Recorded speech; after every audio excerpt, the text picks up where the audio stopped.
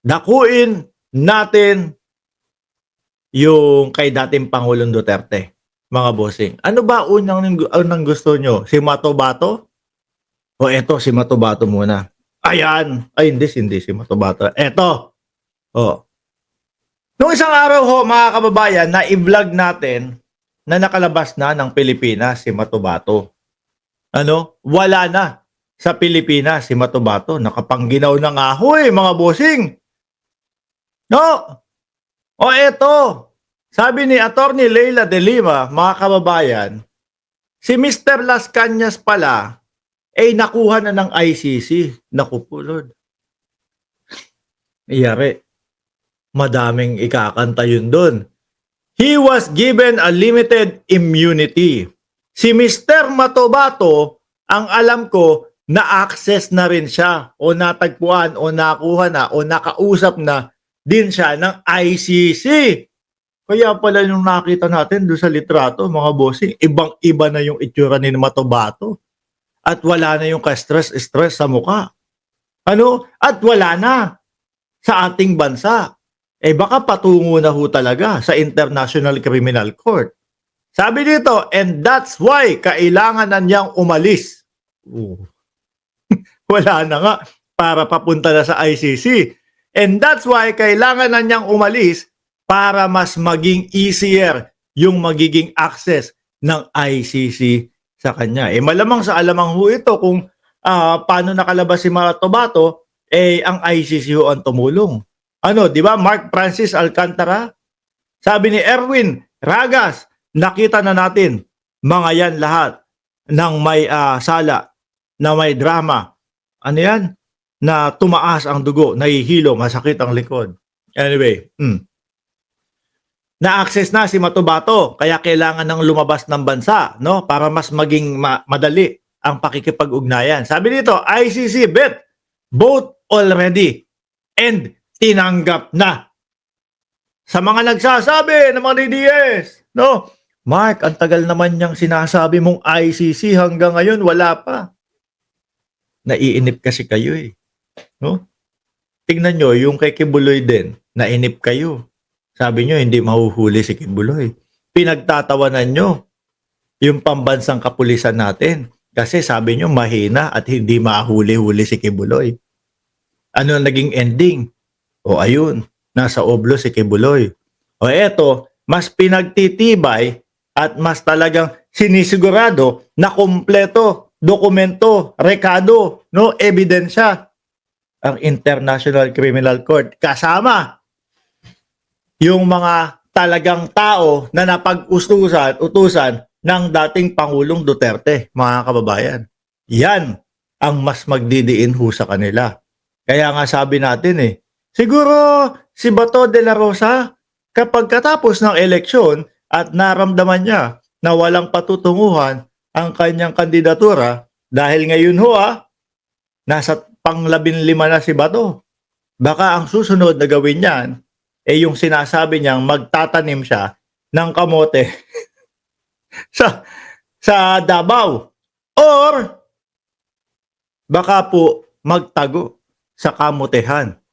Dalawa lang ho yan. It's either gawin niya yung sinasabi niyang magtatanim ng kamote or baka ho magtago sa kamotehan. Ano? Tuloy natin.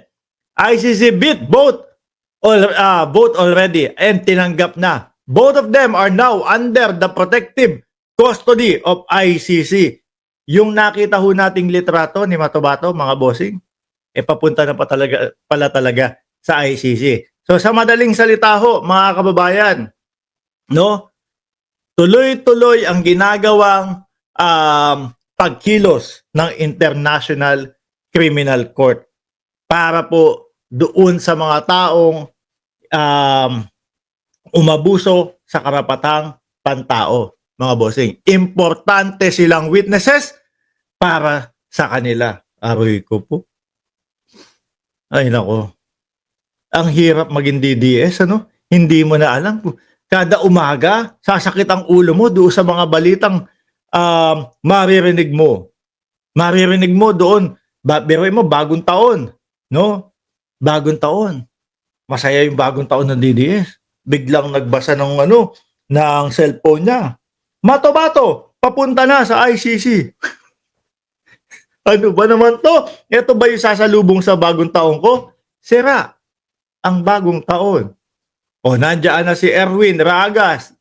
Nandiyan na din si Ricky Rase. At nandiyan na din si Sir Paul Bato, sasayaw ng budots para umangat ang survey. Totoo yan. Pag ang isang politiko ay walang alam, mga bossing, dadaanin po kayo niyan sa pabudots-budots. So, ano? Pag ang isang politiko walang plataporma de gobyerno, dadaanin kayo niyan sa pasayaw-sayaw at pakanta-kanta ng It's Late in the Evening. Ganun lang ho yun. No? Kesa naman mapahiya sila. Tatayo sila sa harapan ninyo. Tatayo sa entablado. Ano sasabihin? Wala eh. Wala nga akong plataporma eh. Kagaya ni Willie Rabillame. Oh. Eh di blanco lang sila doon. Gagawin, kakantahan ko na lang po kayo. Sasayawan ko na lang po kayo. Ganyan. O, di ba? Eh kung makikita mo yung ibang mga politiko, talagang excited silang maipaliwanag kung ano ang plano nila sa Pilipinas. Eh yung iba, kanta na lang at sayaw. Punta tayo dito. Sabi ni Ricky, Rase, Sir Mark, clarify mo nga saan banda sa EDSA ang rally sa January 18. Aalamin po natin yan mismo kay Takeru Miyamoto at ipopost ko doon sa wall natin. Okay, doon nyo po makikita.